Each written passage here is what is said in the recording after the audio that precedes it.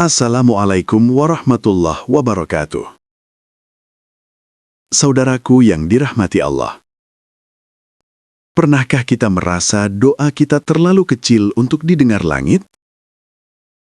Pernahkah kita merasa diri ini terlalu hina, terlalu lemah, terlalu tak berarti, hingga ragu apakah Allah benar-benar memperhatikan kita? Jika iya, dengarkanlah kisah ini. Ini bukan kisah raja. Bukan kisah orang kaya. Bukan pula kisah ulama besar yang namanya tercatat dalam buku sejarah.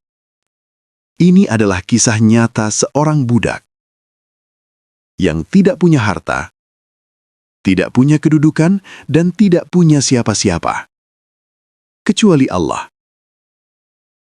Namun justru dari lisannya yang lemah, dari hati yang terzalimi, dan dari doa yang tulus tanpa kepentingan dunia, langit bergerak dan pertolongan Allah turun secepat kilat.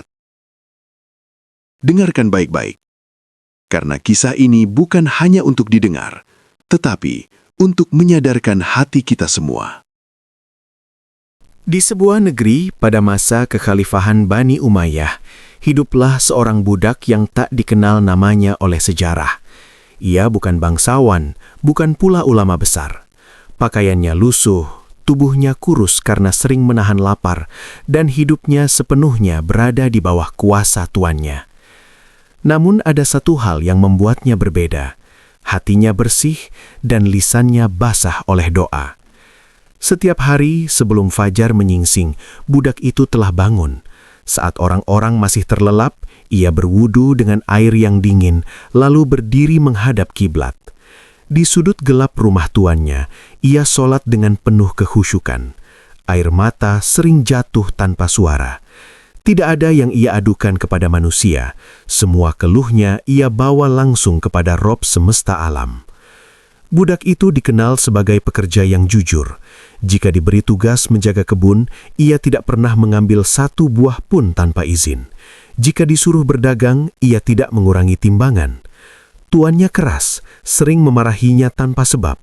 Namun ia tidak membalas dengan kebencian. Ia memilih bersabar, karena ia yakin Allah melihat segalanya.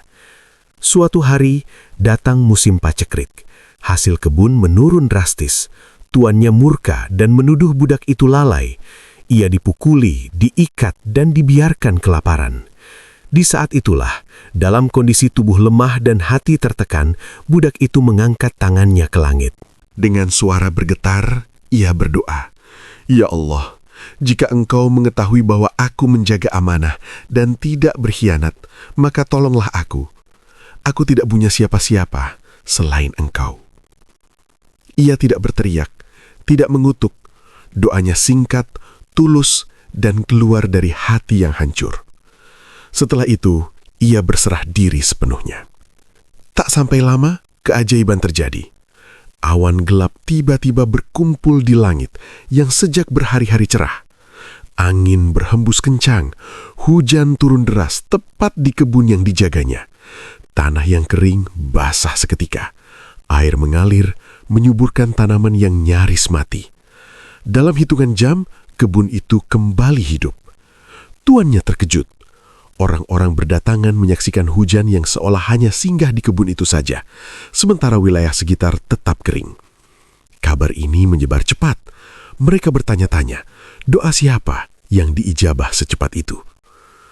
Tuannya mulai curiga. Ia memanggil budak itu dan bertanya, "Apakah kau berdoa kepada Allah?"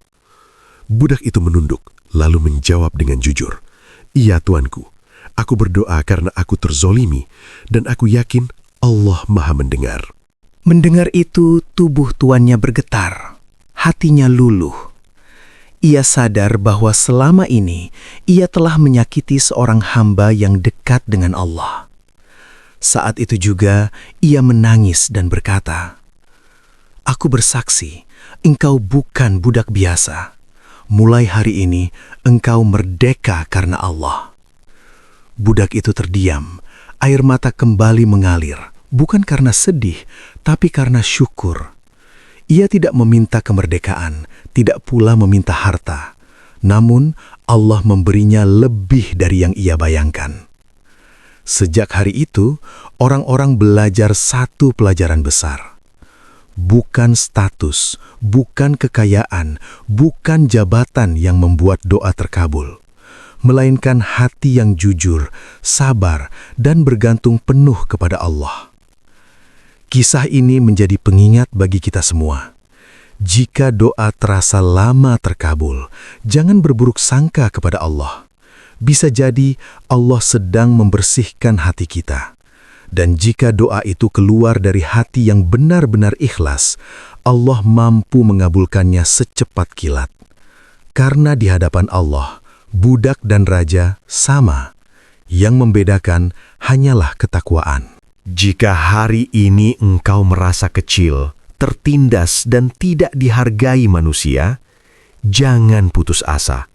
Bisa jadi doamu lebih didengar daripada mereka yang dielu-elukan dunia.